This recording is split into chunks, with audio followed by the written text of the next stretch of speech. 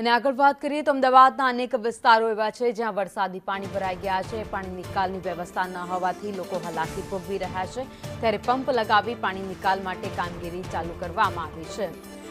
અમદાવાદના અનેક વિસ્તાર એવા છે જ્યાં વરસાદ વરસ્યો હતો, ત્યારબાદ પાણી ભરાઈ જતા લોકો ભારે હાલાકી ભોગવી રહ્યા છે।